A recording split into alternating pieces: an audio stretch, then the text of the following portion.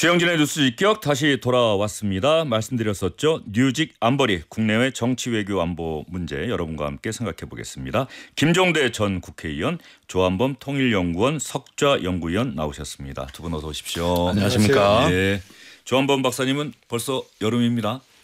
반팔을 입으셨네요. 요새 좀 열나는 일이 많잖아요. 요즘요? 아이고. 김종대 의원께서는 또 상의 자켓까지 다 입고 오셨고요. 네, 아직은 저는 조금 쌀쌀함을 느낍니다. 예. 이럴 때 몸을 잘 보호해야 노년이 행복합니다. 네. 봄인데 봄이 아닙니까 아직? 출래 불사춘. 예. 어느새 봄이 왔는가 싶기도 하고 예. 너무나 혼란스러워서 봄을 느낄 겨를이 없는 예. 봄 같지 않은 봄이다 하고 말씀드리고 싶네요. 봄 같지 않은 봄이다. 조한범 박사님은 어떻게 보십니까? 저는 언제나 인생을 봄이라고 생각하고 살아갑니다. 네. 왜냐하면 말이 없네. 정말 좋을 때는 정말 좋아야 되는 거고요. 행복하니까. 나쁠 때도 긍정적으로 가져야죠. 저는 이번에 국가적인 혼란 시기에도 항상 긍정적인 마인드를 가졌습니다. 참 대단한 나라다. 이런 시련을 겪는데 이렇게 많은 사람들이 모여서 이렇게 많은 시위를 하고 이렇게 많이 극단적인 생각이 충돌하는데도 그 예를 들면 약탈이나 방화나 이런 일이 전혀 없잖아요. 지구상의 네. 거의 유일한 국가가 아닌가 싶거든요. 서부지방법원에서 한번 그런 저도 좀 그 물론 안타까운 일이 물론 있었죠. 그 사태는 예. 있었죠. 그러나 예. 다른 나라에 비하면 유럽이나 미국에 비하면 대단히 평온한 거거든요. 아마 지구상에서 유일한 국가일 거거든요. 따라서 저는 이번 사태도 성장통이다. 성장통 끝나면 키 크잖아요. 그래서 네. 저는 항상 봄날로 생각하고 살아갑니다. 조한범 박사님 말씀과 얼굴에서는 긍정적인 에너지가 물씬 느껴집니다. 네. 생각해 보면 저희가 개인의 인생이나 또 한 나라 우리 사회를 바라볼 때도 항상 행복하거나 좋을 수만은 없잖아요. 그런데 불행하고 안 좋은 일도 물론 있겠습니다만 그것보다는 그래도 좋은 일이 1%포인트라도 더 많다면 전반적으로는 우리가 더 나은 것 아닌가. 네. 말씀해 주신 것처럼 이 위기 상황을 누구나 위기로 볼 수 있는 상황을 우리 국민이 또 헌법재판소, 국회 또 무엇보다도 대한민국 국민들이 슬기롭게 헤쳐나갔다. 뭐 이런 평가들은 외신에서도 하고 있더라고요. 예, 이번에 이제 헌재 선고는 세계사적 사건입니다. 이제 전 세계 권위주의가 득세하고 민주주의가 후퇴하는데 네. 한국에서는 오히려 민주주의가 회복했거든요. 그러니까 우리는 못하는데 한국은 해내는구나. 저는 이런 어떤 세계의 시선이 있다고 봐요. 그런 만큼 이거는 국민의 승리고 또 더 나아가서는 민주주의에 이정표를 남겼다고 생각하기 때문에 매우 자부심을 가질 일이라고 생각합니다. 국민이 선출한 대통령, 국민이 직접적으로 선출했다라고 하는 점에서 정통성을 부여받고 인정받았었죠. 네. 그런데 그런 대통령이라고 하더라도 헌법과 법률을 중대하게 위반했다면 그래서 국민의 신뢰를 저버렸다면 우리가 정한 법적 절차에 의해서 헌법적 절차에 의해서 탄핵될 수 있다. 우리가 불행하게도 두 차례나 그런 일을 경험했습니다만 그럼에도 불구하고 우리가 희망을 얘기할 수 있는 부분은 바로 우리 국민이 만든 헌법과 법률에 따라서 그러한 절차가 이루어졌다라고 하는 점. 예, 조 박사님. 그 재밌는 예. 현상이 하나 있는데요. 북한이 이번에 12월 3일 날 이제 사단이 났잖아요. 그 111일 만에 어쨌든 일단락됐는데 네. 거의 보도를 안 했어요. 그러니까 비상계엄도 일주일 지나서 보도했고 그다음에 이번에 탄핵 인용도 간략하게 육면에 짧게 네. 단신으로 나왔거든요. 근데 과거에는 신나서 보도했거든요. 그렇죠. 그런데 남측 체제가 이렇게 그렇죠. 불안정하다.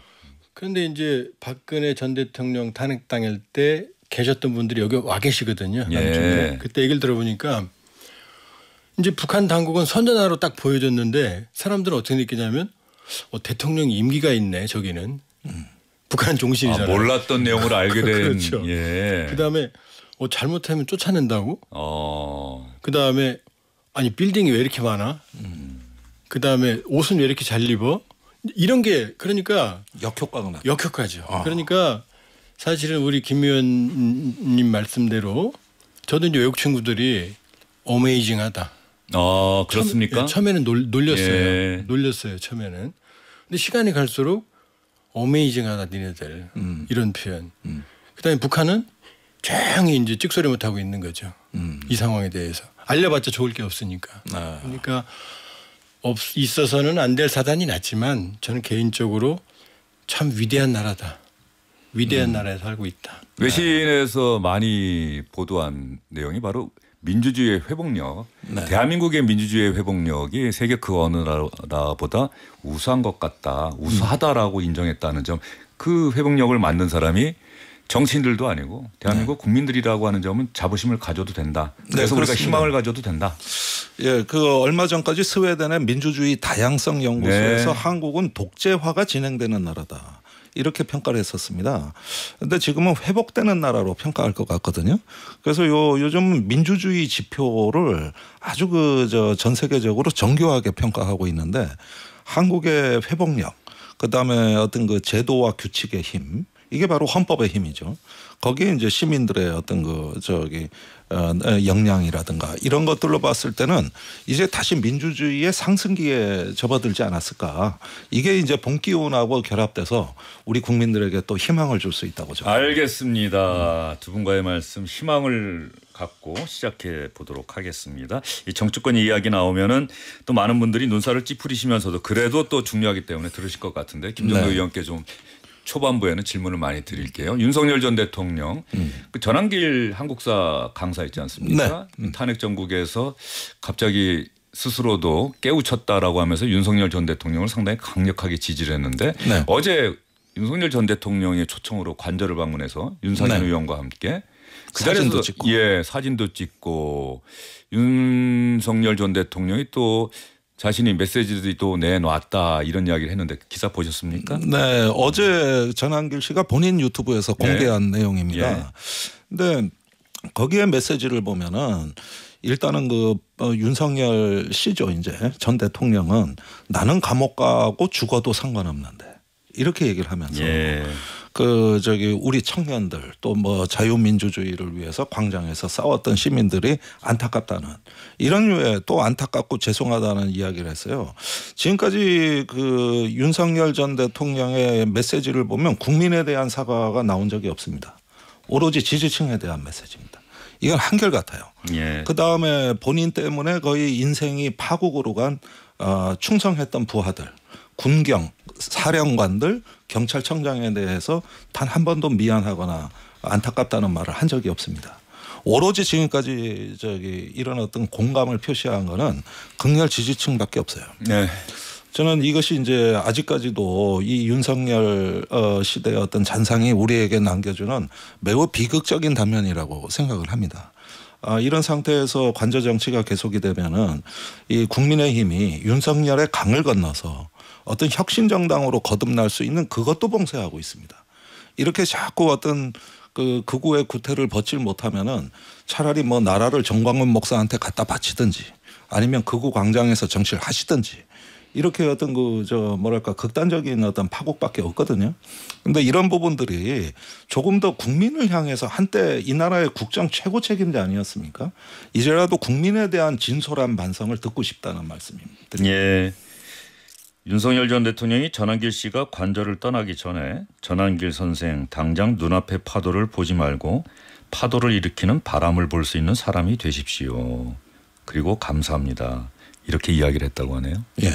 그 영화 관상에서 나오는 얘기입니다. 그 얘기. 그 영화 보신 것 같아요. 파도만 보고 그 뒤에 밀려오는 힘을 못 봤다는 거 아닙니까? 송강호 씨의 마지막 대사였던 것 같기도 하네요. 마지막 장면이죠. 그렇습니다. 그리고 윤석열 전 대통령이 보면 나경원 전 의원을 아마 탄핵 직후에 불렀었고 그리고 만났고 이철우 경북지사가 또 만났다고 어제 기자들에게 공개를 한 것 같아요. 그렇습니다. 보면 대선 출마를 선언하거나 선언할 예정인 주자들 다 만나는 게 아니고 윤상현 의원은 뭐 자주 보는 것 같고 말이죠. 이거 대선에 참여한다 나름대로 뭐 이렇게 봐야 됩니까? 계속 어떤 그 당보의 형식을 빌려 가지고 당에 개입하는 발언이 나오고 있습니다. 뭐 반드시 대선 승리하라는 말도 있었고요. 또 어떤 뭐 본인의 어떤 그 자유의 이념을 계속 얘기하면서 끝까지 지켜달라는 말도 있었고요. 이렇게 되면은 이번에 국민의힘에 곧 다가올 대선 후보 경선에서 윤석열하고의 어떤 친밀감 내지는 거리감으로 후보가 결정될 가능성이 대단히 높습니다. 지금까지 그 주요 여론조사에서 국민의힘 경선 주자를 국민의힘 룰대로 여론조사를 해도 1위가 김문수, 예. 2위가 홍준표, 3위가 오세훈 이런 순서로 나가는데 이 순서가 윤 대통령하고 거리의 순서입니다. 그렇습니까? 예, 그렇습니다. 윤 대통령 가까울수록 지지율이 높은 거예요. 이렇게 되면은 결국은 이거는 대선이라기보다는 윤석열 어떤 정부의 또 다른 연장 내지 변종을으로 이번 대선을 바라보는 것이 되는 거거든요. 그게 참 안타깝습니다. 이제 우리 정통 보수가 하나의 어떤 그 품격이 있고 또 나름대로의 어떤 비전이 있어야 되는데 파면이 이제 확정되고 난 뒤에도 여전히 윤석열의 영향력이라는 이런 가두리 양식장에 갇혀 있는 것이 아닌가 이런 점에서 저희는 안타깝게 보고 있고 이건 정치 전체를 위해서도 결코 좋은 일이 될 수가 없어요. 예. 더군다나 나경원 의원 보십시오. 처음에 탄핵이 선고되던 날 나는 윤석열이 아니라 자유민주주의를 지키려고 했다. 이렇게 발언했거든요. 예. 근데 그날 밤에 저 윤석열 대통령 전 대통령 관저에 만나러 가지 않았습니까? 그러니까 우리는 말과 행동에서 어떤 갭이 느껴집니다. 무엇이 진짜 나경원이 생각하는 정치며 이철우가 생각하는 정치며 윤상현이 생각하는 정치냐 이런 점에서 묻지 않을 수가 없어요. 예. 알겠습니다. 서울대학교 법과대학 82학번인 원희룡 전 장관, 나경원 의원. 원희룡 전 장관은 대선 불출마를 선언했는데 나경원 의원은 내일 출마를 하겠다고 발표를 한다고 해요. 이런 엇갈린 행보의 배경에는 또 뭐가 있을까요? 나경원 의원이 윤석열 대통령 만났을 때 혹시 그런 격려의 발언을 들은 것 아닌가? 기자들에게 이야기는 안 했지만 어떻게 보십니까? 예, 그런데 지금 국민의힘 경우에는 이제 당원 50% 국민 여론 50%로 후보를 선정합니다. 현재 룰대로랑. 오늘 발표한 걸 보면 1차 예비 경선, 1차 경선은 국민 100%, 예. 국민 100%를 하고 예. 2차를 하게 되면은 이제 그동안의 룰에 따라서 당원 50%, 일반 국민 50% 이렇게 그렇습니다. 한다는 거죠. 예. 그렇게 되는데 사실은 국민의힘의 이제 당원의 60, 70%가 영남권입니다. 또 그중에 일부가 투표를 합니다. 네. 그러면은 이게 어떻게 되는 거냐면 텃밭에서 소수의 이렇게 잘 조직된 소수만 잡아도 전체를 갖다가 흔들어 놓을 수 있는 매우 편중된 구조거든요. 그렇게 되면 이 정치라는 게 항상 국민 전체를 바라보고 해야 된다고 말은 합니다만은 극단적인 소수에 끌려갈 위험이 굉장히 높아지는 건데 이게 바로 후보 경선에서 나올 수 있는 거예요. 사실은 이건 민주당도 마찬가지입니다. 따지고 보면은. 그런데 이제 국민의힘 경우에는 어떤 그 탄핵으로 이제 집권당의 지위를 잃은 정당이기 때문에 지금이야말로 어떤 이런 극단 세력과의 거리를 두고 어떤 보수의 이념을 재구성해야 되는 절체절명의 시기이기 때문에 이런 점에서 뭔가 좀 변화된 모습을 보여줘야 되는데 이 선출 과정 자체가 그게 과연 가능하겠냐는 것이죠. 예. 너무 어떤 그 소수의 패가 다수를 지배할 수 있는 이런 어떤 표의 왜곡 구조가 분명히 존재하기 때문에 1차를 100% 국민 경선으로 한다는 것은 그나마 다행스럽다. 이렇게 해서 2차 투표에도 이걸 적용할 수 있느냐. 그건 어렵다고 보고 일단은 국민 경선 과정에서 다수의 후보가 출마할 걸로 예상이 되기 때문에 저는 차제에 그 경선 과정을 통해 가지고 국민의힘이 새로 거듭나야 된다. 이제는 더 이상 가두리 양식장 같은 윤석열 체제에 갇혀서는 안 된다. 이 점을 고언을 드리고 싶습니다. 김 의원께서 보시기에 말이죠. 현재로서는 국민의힘의 승산이 그렇게 크지 않은 것으로 각종 여론조사 결과를 보면 네. 이재명 민주당 전 대표가 상당한 큰 격차로 그 1위를 기록하고 있고 국민의힘 대선 주자들을 합쳐도 유의미한 숫자를 합쳐도 이재명 전 대표에게 미치지 못하는 그런 여론조사 결과들이 많이 쏟아져 나오고 있지 않습니까? 거의 네. 대부분 그렇죠. 그런데 국민의힘에서는 이렇게 유독 대선 출마를 선언한 사람들이 많이 나오는 건 또 어떻게 봐야 됩니까? 예, 그거는 이제 차기의 그 당권 경쟁까지 염두에 둔 포석이라고 봐야 되겠습니다. 이것이 이제 그동안에 당권 주자들이 윤석열 탄핵 반대에 앞장섰던 이유가 네. 되기도 합니다. 그런데 경선에서는 조금 다른 생각도 하는 것 같아요. 제가 최근에 국민의힘 당협위원장이나 이 외곽 조직들하고 좀 접촉을 해보면은 의외로 잘만 짜면은 해볼 만한 대선이다. 이 생각이 다시 부각되고 있는 것 같아요. 그 대표적인 예가 한덕수 대망론입니다. 통상 네. 전문가고 영어를 잘하고 때마침 트럼프가 관세 전쟁을 하고 있는데 누가 수습하겠냐. 이런 식의 어떤 그 변수를 만들면서 의외로 그렇게 판을 새롭게 짜다 보면은 해볼 만한 싸움 아니냐. 이런 식으로 자꾸 그 본인들의 어떤 희망적 사고를 확산하고 있어요. 근데 사실은 그러려면 가장 중요한 기준은 중도층으로 외연을 확보하면 희망이 있는 것이고 그게 안 되면 절망입니다. 예. 지금 정권 교체의 압도적인 어떤 지지를 중도층에서 지금 여론을 표방하고 있거든요. 이 이야기는 양당에 포섭된 고정 지지층 외에 이 광범위한 중도층의 에너지 여기서 민주주의 회복과 정권 교체에 풍부한 에너지를 제공하고 있다는 거예요. 여기에 지금 국민의힘이 못 들어가는 데서 모든 문제가 시작된 거거든요.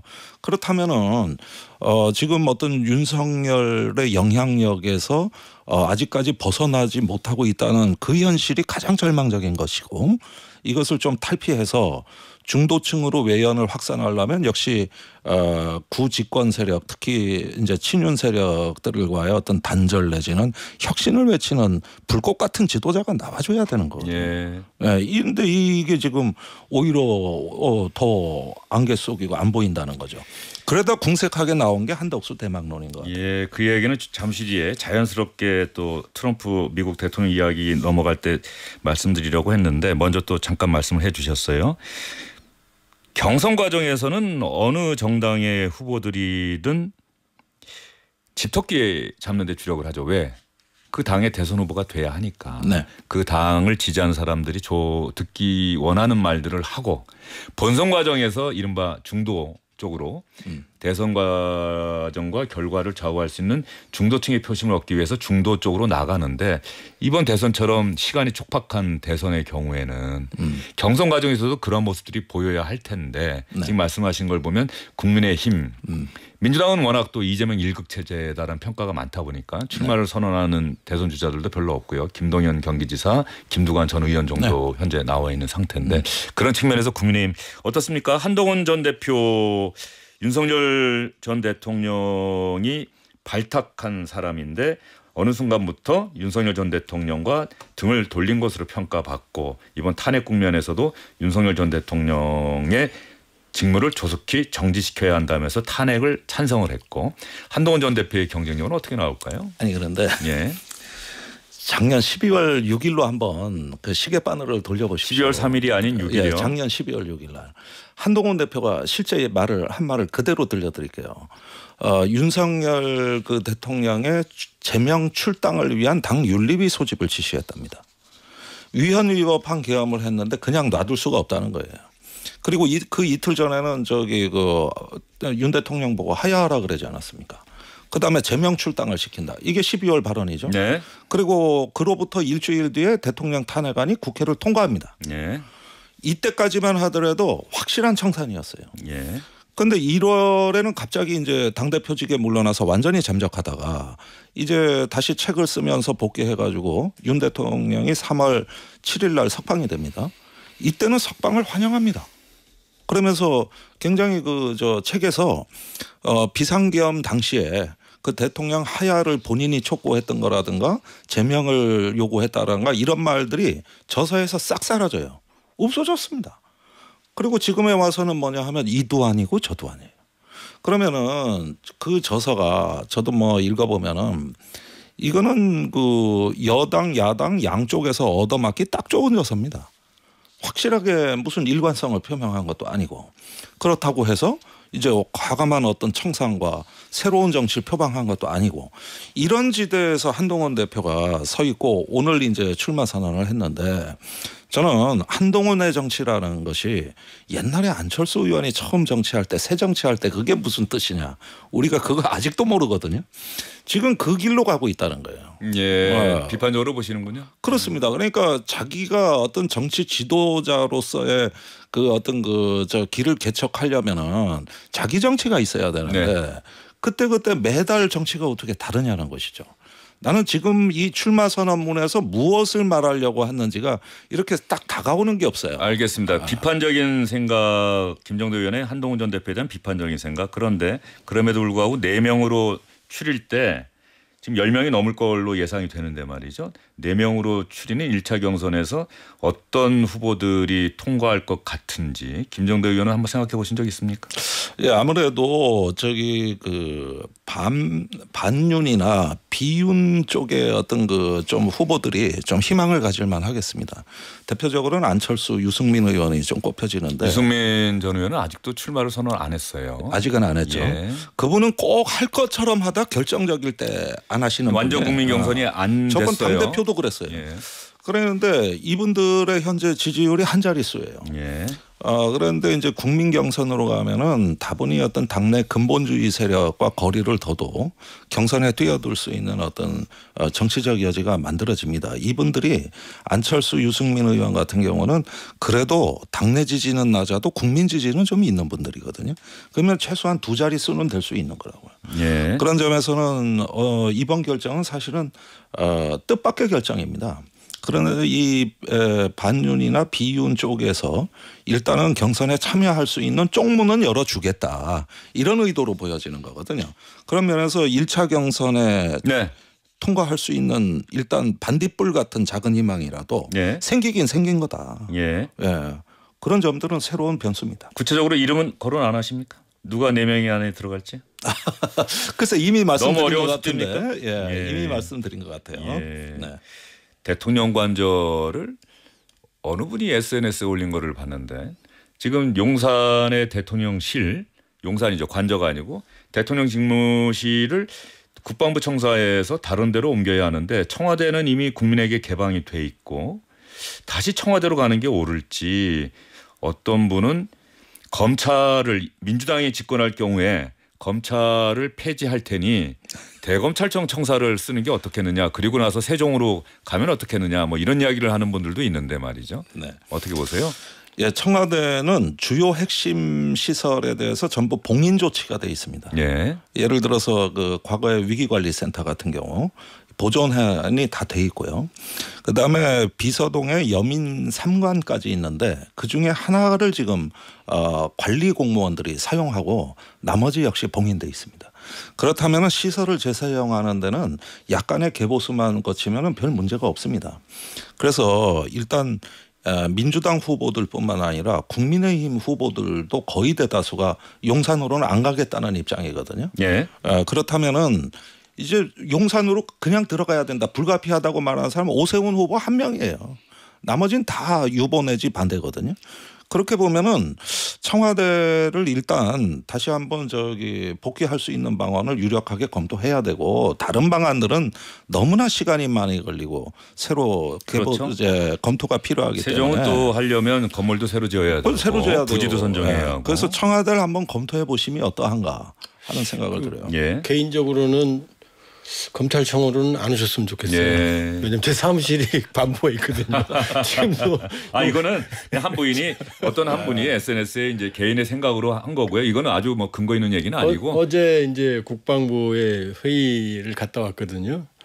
근데 다른 건 제가 평가할 위치에 있지 않고 국방부 쪽으로 용산이 오면서 거의 주차난이 어마어마하게 심해요. 예. 용산에서 전 김종대 의원님 의견에 좀 동의하는 게 그 좋은 시설 청와대 잘 만들어놨으면 쓰는 게 좋죠. 새로 만드는 것보다. 예. 원래 국방부는 사실은 그 건물은 주변에서 아파트에서 다 보입니다. 그 그렇죠. 건물이. 예. 그러니까 경호에도 우뚝 솟아 있으니까 그럼요. 또. 예. 그래서 아니, 천공스승이 다 보고 있어요. 알겠습니다. 아마도 또 시일이 좀 더 지나면 지난번에 감사원이 다 감사를 했습니다만 청사를 옮겼던 사안 뭐 또 관적 공사 이런 부분에 대해서 다시 또 감사원의 감사든 수사든 이런 형태를 통해서 왜 그런 결정이 이루어졌는지에 대한 그런 또 진상규명 같은 것들이 이루어지지 않을까 싶습니다. 알겠습니다. 고릴라 게시판에 여러분들이 글을 많이 올려주고 계시는데 김미숙님, 김정도 의원님 아주 칭찬하시네요. 아주 객관적이고 합리적으로 잘 평가하고 계시네요. 조영태님, 이제 국민들이 정치 전문가가 다 되었습니다. 이 이야기는 정말 얘기 잘하셔야 된다는 얘기죠. 네. 예. 조혜숙님, 봄날처럼 긍정적으로 좋아요. 보라 색깔로 만나니 새롭고 반갑네요. 즐겨 듣겠습니다. 예, 또 주영진 앵커님 저에 대한 또 이야기 텔레비전 뉴스 할 때 이야기 또 들려주셨는데 라디오도 이제 자주 놀러 오겠습니다. 2369님 감사합니다. 자, 한덕수 권한대행 이야기. 국민의힘에서 대망론이 나오는 이유는 뭘까요? 호남 출신 주자가 없다. 민주당에도 지금 호남 출신 주자가 없다는 이야기가 있는데 네. 그런 면에서 이야기가 나오는 걸까요? 경제 전문가라서 나올까요? 최근에 한덕수 권한대행의 그 이상징후라고 볼 만한 게 이상징후.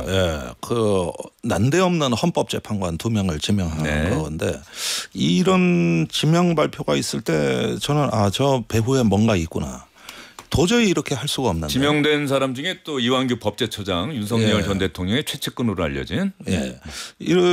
얼마 전까지 한덕수 권한대행이 12월에 했던 얘기는 자기는 현상 유지자기 때문에 권력 사용을 최대한 자제해야 된다. 권한 행사를 자제하겠다. 이렇게 얘기를 했는데 이번에는 적극적으로 권한 행사를 하고 지금 일부 언론에는 아직 확인은 덜 됐습니다마는 국방부 행안부 장관도 지명하겠다는 뉴스까지 나오는 지경입니다.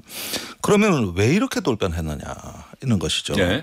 그래서 이 부분에 대한 어떤 의구심을 갖고 있던 터에 갑자기 윤상현 의원을 비롯한 일군의 국민의힘 의원들이 한덕수 대망론을 외치기 시작했고요. 또 어제 그저께 그 트럼프 대통령하고 한덕수 권한대행이 통화를 하고 나서 영어를 잘한다, 통상 전문가다, 뭐 호남 출신이다, 지금 별의별 얘기가 다 나와가지고 마치 대통령 후보가 된 거 아니냐는 착각을 보여줄 정도로 갑자기 이렇게 부각이 되고 있어요. 그렇다면 이걸 다 연결해서 봐야 되겠습니다. 이거는 단순한 어떤 일시적인 어떤 그 시나리오가 아니고 이거는 어떤 기존의 인물난의 허덕이든 국민의힘 내에서 새로운 어떤 정권 재창출 시나리오를 구상을 한 거다. 거기에 한덕수 대망론을 일단은 실어서 국민들한테 여론 검증을 맡겨본 겁니다. 한 번은 떠보는 거죠. 네. 그걸 지금 실험기에 들어갔고 거기서 만일에 효과가 나오면 밀어붙일 겁니다. 그러면은 저는 어느 정도는 성과도 나올 거로 봐요. 다만 그것이 2017년에 그때 대선 당시에 반기문 시나리오가 되지 않을까 하는 어떤 예상을 해봅니다. 당시에 반기문 유엔 사무총장이 이런 식으로 확 떴거든요. 예. 그런데 얼마 이후에 자초했잖아요. 무슨 뭐 숙주나물 잦아들듯이 확 사라졌고 얼마 가질 못했어요. 그런데 한덕수 지금 권한대행은 이 대선을 관리해야 되는 책임자고 또 이 어려운 시절에 어떤 나라의 위기 관리, 안정적인 대응에 대한 국정 총책임자입니다. 그런 사람이 갑자기 권한대행 자리를 박차고 나와가지고 대선에 출마한다? 이거는 심판복 입고 와서 선수로 뛰겠다는 얘기하고 똑같은 얘기 아닙니까? 그런데 오늘 재미있는 대목이 트럼프 미국 대통령과 전화 통화를 했잖아요. 한덕수 대행이. 근데 트럼프 대통령이 대선에 나갈 겁니까라고 직접 물어봤다는 중앙일보 단독 기사가 나왔어요. 그런데 그 중앙일보 기사에서는 그런 요구가 있지만 뭐 아직 고심 중이다 이렇게 이야기를 했는데 총리실에서는 내용을 공개 못한다예요. 부인하지를 않고 있어요 아직까지. 그런 얘기가 이걸 총리실에서 언론에 리크 안 하면 누가 했다는 얘기입니까? 이거 흘린 거죠. 전 그렇게 봐요. 그 통화할 때 아마 같이 듣고 이거 다 기록으로 남겨야 되는 사안이니까 뭐 총리실 스텝도 들어가 있고 외교부에서도 들어가 있었고 네. 예. 어느 쪽에서 나오는지 모르겠어요. 아니 이걸 갖고 만약에 의도치 않은 기사가 나갔다 그러면 빨리 부인을 하든지 아니면 사실이면 보완 조사를 하든지 해가지고 뭔가 수습해야 되는데 아무 조치도 안 하고 있잖아요. 그렇죠. 이게 아무것도 안 하잖아요. 사실이 아니면 예.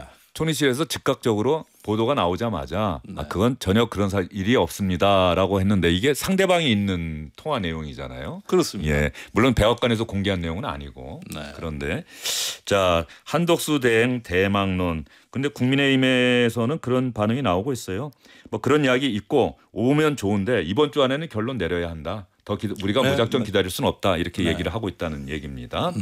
자 한덕수 대행과 통화를 한 트럼프 대통령. 통화에서 트럼프 대통령답게 우리나라로부터 미국이 얻고 싶어하는 내용들은 다 언급을 한 것 같아요. 그렇지 않습니까, 박사님? 트럼프 대통령의 특징이 예. 유달리 한반도에 관심이 많습니다. 유달리 한반도에 관심이 많다. 일기 때는 김정은, 네. 그 당시 이제 싱가포르, 하노이 모두 본인의 정치적 위기 때 그걸 정치 마케팅으로 활용하는 기질을 좋은 편으로 보였거든요. 이번에도 김정은 카드는 살아 있고요. 예. 왜냐하면 트럼프 대통령이 원하는 건 트리플 크라운입니다. 트리플 크라운. 러우 전쟁 조기 종전. 그다음에 중동 사태는 항구적 해결. 이건 뭐냐면 이스라엘 중심으로 완전히 세력을 재편하겠다는 거거든요. 예. 이란은 빠지고 예. 이스라엘 사우디 중심으로. 그리고 세 번째는 북한 문제입니다.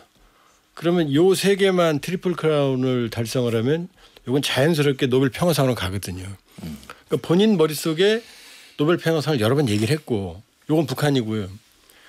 또 하나는 트럼프 야망론에도 이때는 이제 대한민국이 들어있어요. 왜냐하면 지금 여러모로 보나 트럼프든 오바마든 바이든이든 중국 한 놈만 잡겠다라는 전략은 변함이 없습니다. 네. 그럼 중국과 미국이 만일에 충돌하게 되면 해양이거든요. 절대적으로 해군력이거든요. 중국의 함정 척수로는 이미 한 50척 더 앞서요.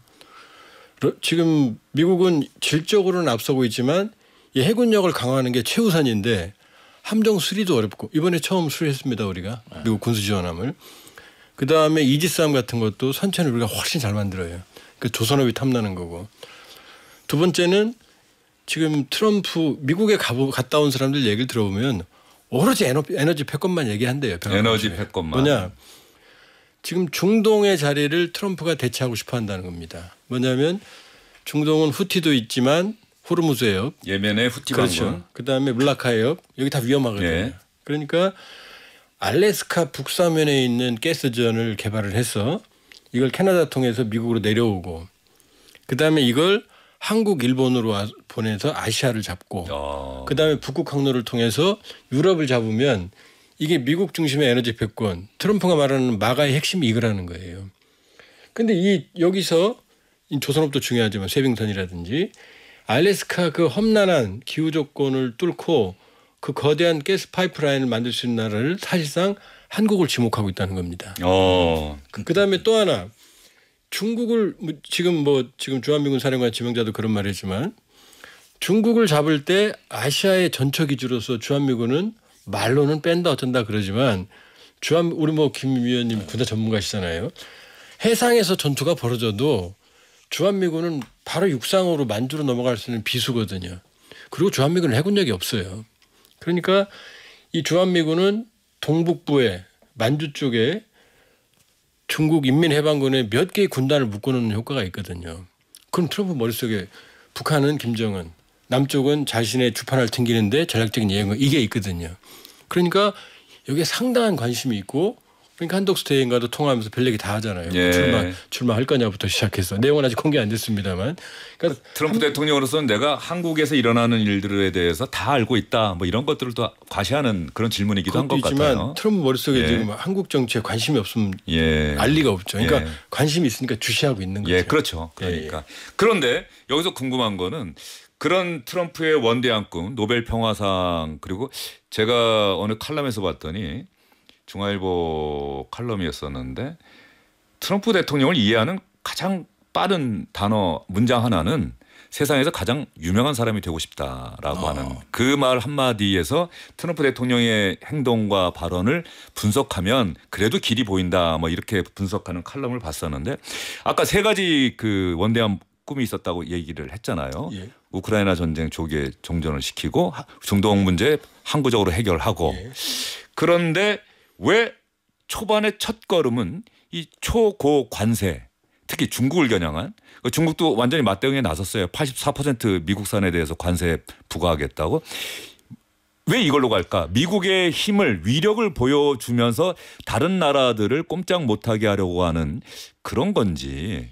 이게 사실은 이제 우리가 불편한 진실을 마주해야 되는데요. 예. 바이든이 화장한 미국인이라면 트럼프는 민낯의 미국인입니다. 예. 미국이 예전 같지 않거든요. 미국이 가장 강할 때는 세계 GDP의 40%를 장악했거든요. 그러니까 미국과 좀 심하게 말하면 기타 잡것들 요 세상이었거든요. 박스 아메리카나. 근데 지금은 미국이 세계 GDP의 25% 쪼그라들었고 더 내려가는 상황이에요. 옛날 같지가 않아요. 예. 그런 상황에서 쌍둥이 적자. 지난해 미국의 무역 적자가 무려 9,200억 달러입니다. 그리고 미국의 국가부채가 올 1월에 미국은 의회가 국가부채 상한선을 정해놓거든요. 예. 못 넘어요. 예.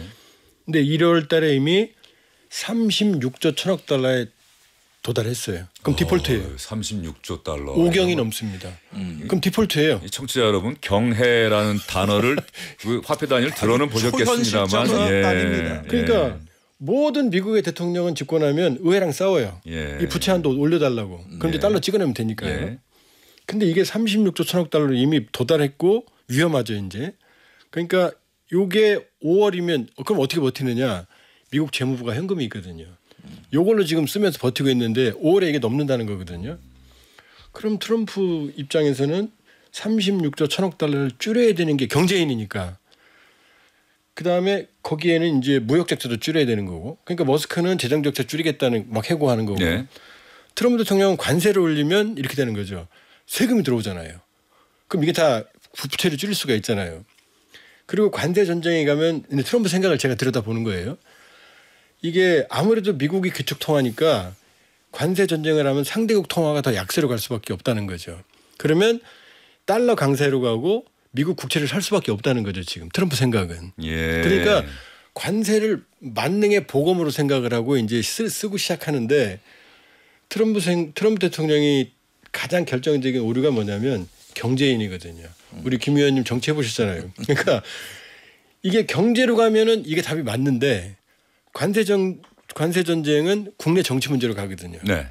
그러면 국내 정치가 문제가 있으면 국내 정치 지도자들은 각국의 지도자들은 절대로 외교안보에서 안 져요. 그러니까 시진핑이 경제적인 관점으로 하면 져야 되는데 만일에 지게 되면 시진핑이 실각하거든요. 그렇죠. 그러니까 국내 정치 문제라는 걸 모르는 거예요. 그러니까 시간만 주면 미국이 이겨요. 그런데 이 시간 동안 유권자들은 가만히 안 있죠. 지금 미국 저 국내에서 시위가 잇따르고 있잖아요. 그게 유권자들이거든요. 예. 그러니까 경제 논리로만 보니까 정치적인 랭귀지를 모르는 거죠.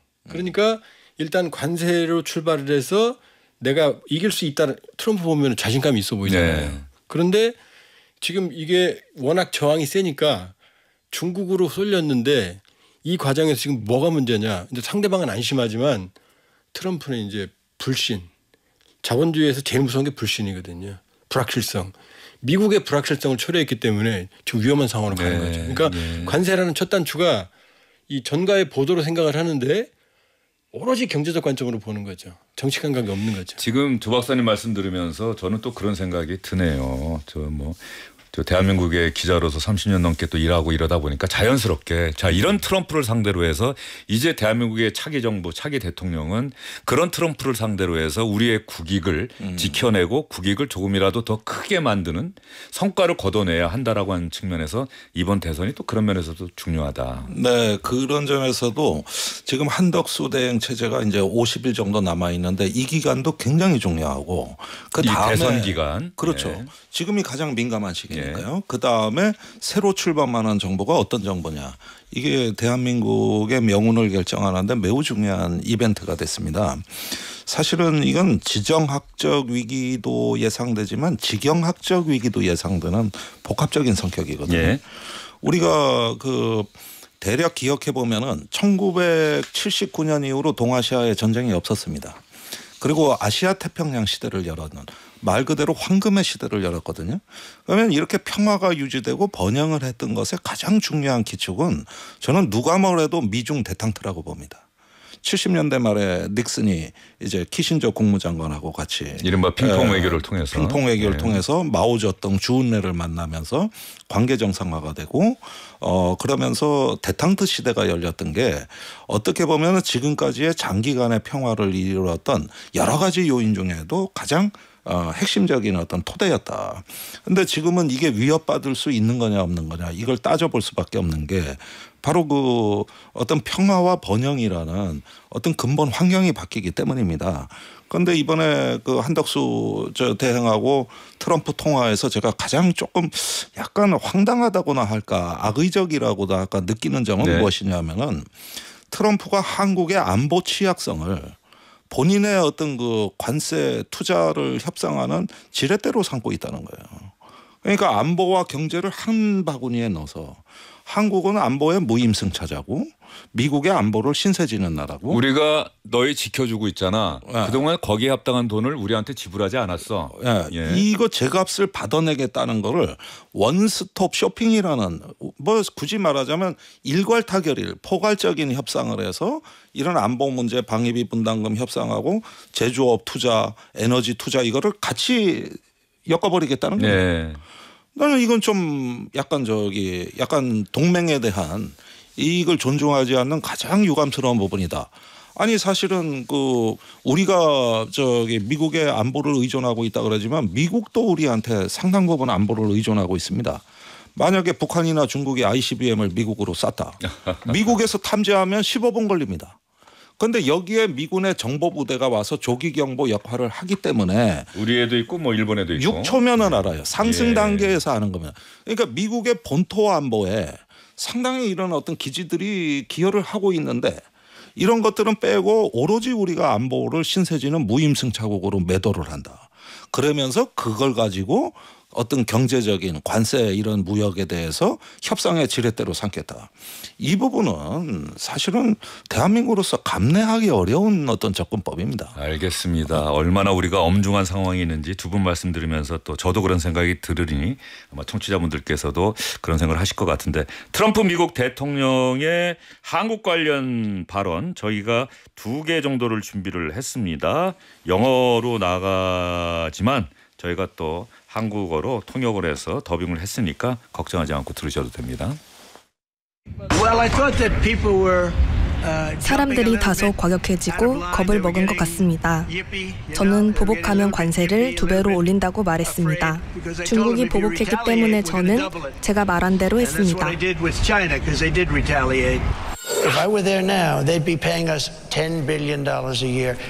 내가 집권했다면 한국은 미국에 13조 원을 지불했을 겁니다. 한국은 기꺼이 돈을 냈을 겁니다. 한국은 돈을 찍어내는 부유한 나라입니다.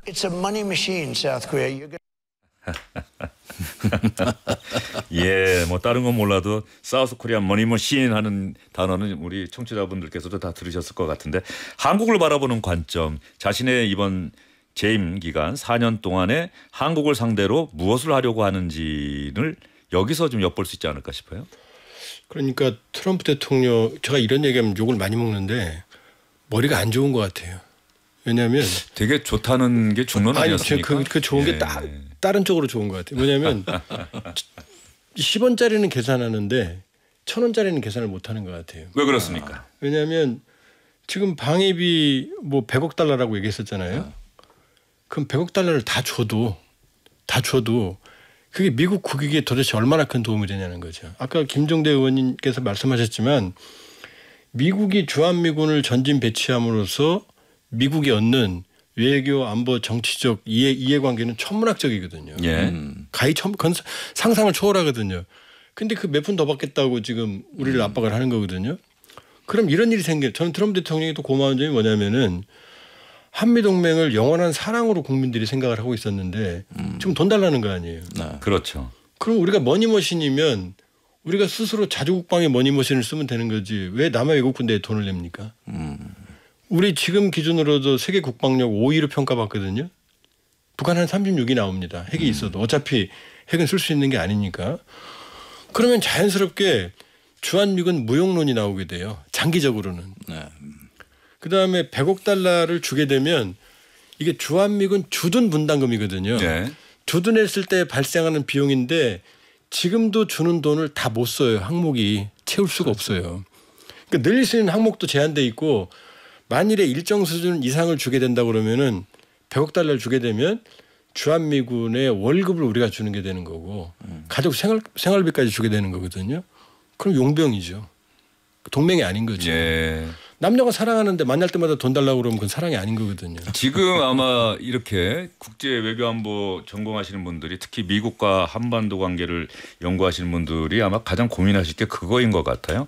지금 트럼프 대통령의 초반 행보를 보면 전통적으로 우리가 생각해왔던 동맹이라고 하는 개념과 가치에 대해서는 트럼프 대통령 나는 그거 필요 없어.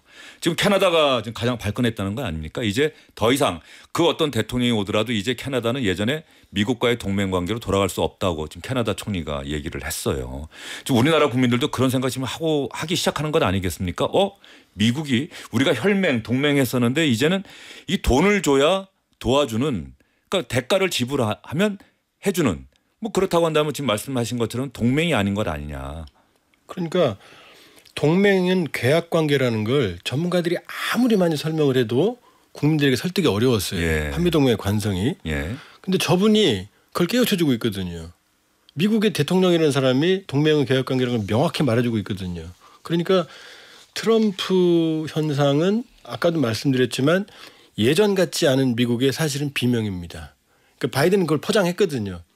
동맹 간의 네트워크로 우리 함께 싸우자라고. 근데 이게 지금 뭐가 문제가 있냐면 미국의 목표는 아까 이제 김 의원님께서 미중 간의 데탕트라고 말씀하셨잖아요.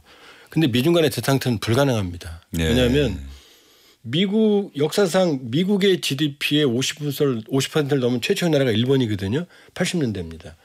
그 일본을 플라자 합의로 주저앉힌 게 미국이거든요. 엔고로. 그때부터 일본은 잃어본 20년, 30년 지금 일본은 25% 이하로 떨어졌어요. 그러니까 미국은 자기들의 패권을 50%로 상정을 하고 있는 것 같아요. 근데 중국이 최대 76%까지 올라갔거든요. 예. 그러면 미국 입장에서는 중국이라는 패권 도전 수정주의 세력을 살려줄 수가 없거든요. 그러면 민주당이든 공화당이든 중국을 잡는 건 숙명이거든요. 근데 아시아에 거점이 없잖아요. 일본과 한국이 거점이거든요. 그런데 이 한국에 대해서 한쪽으로는 후려치고 한쪽으로는 안보적 이익을 가져가고 이건 안 되는 거죠. 그러니까 동맹을 존중하는 모습을 보여야 중국을 압박할 수 있는데 이제 나토도 신뢰를 상실하죠. 그렇죠. 캐나다 상실하죠. 유럽도 지금 자체 핵무장론까지 막 나올 정도로. 그러면 지금 유럽에서 미군을 빼게 되면 어떤 일이 벌어지냐면은 유럽 하면 유럽이 책임지게 돼 있어요. 프랑스 핵을 더 많이 만들 거고 그다음에 유럽은 지금은 방산 체제가 줄어들었으니까 K 방산에 혹인 것 같지만 유럽이 맘먹으면 일관된 생산 체계를 만들어 버리면은 유럽이 미국 의존 안 하거든요. 그럼 미국만 이제 안 듣는 거거든요. 그럼 아무런 동맹의 도움을 받을 수 없는데 중국을 어떻게 잡습니까? 중국은 벌써 유럽과 아시아와 손잡으려고 여러 가지 방안을 찾고 있거든요. 그러니까 말씀드리지만 트럼프의 전략이 모순적인 거죠. 여기저기 얽혀 있는 거죠, 사실은. 예. 아니, 벌써부터 저기 피터 헤그세스 미국 국방장관이 뭐 임시 지침이라고 해서 국방부에 내린 거 보면은 이 미군의 전 세계 6개 전투사령부를 4개로 통폐합하고 해외 미군을 대폭 재편하거나 줄일 지금 작정입니다. 그리고 줄이더라도 예컨대 주한미군이나 주일미군이 주둔국 즉 한국과 일본의 어떤 방위에 기여하는 부분은 이젠 관심이 없고 오로지 중국에 대한 억제력을 행사하는 쪽으로 개편하겠다는 얘기거든요. 근데 아까 뭐 조한범 박사님께서는 지상군도 중국에 대한 억제력으로 말씀을 하시지만 사실은 어떤 그 전술 핵무기라든가 중거리 미사일이라든가 이런 실제로 중국에 대한 억제력은 존재하지 않습니다.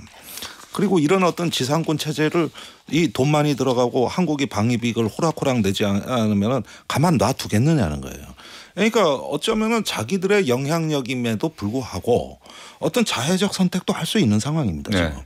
상당히 그 일방적으로 개편을 하는 것이고 예. 확 줄여버릴 수도 있는 것이죠. 예. 이게 다음 정부 초기에 밀려올 수 있다는 거예요.